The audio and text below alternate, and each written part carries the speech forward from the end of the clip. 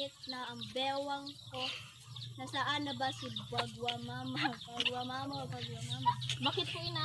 Mahal, Ako na po ina.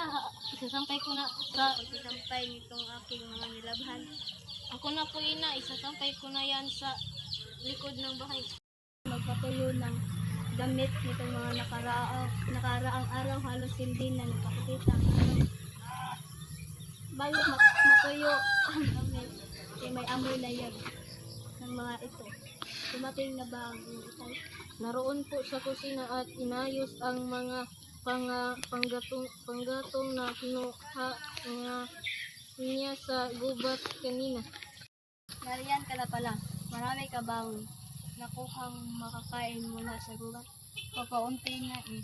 May dala akong isang buwing na saging. May 3 araw pa bago ito mahinog. Gulay, may dala ka ba? Sayote at kalabasa, kakaunti-unti na ang mga naliligaw na mga gulay. At may bigas pa naman tayo. Ako kinauspan kanina bago naglaba sa lawa. Nakahiram ako ng kaunti. Kasya na natin iyon sa loob ng 3 araw. Kailangan bayaran natin yan ng mga manok. Ang malawak na lupain ipinamana sa atin ng aking ama. Hindi na nabubungkal at natataniman din sana hindi tayo naghihirap ng ganito.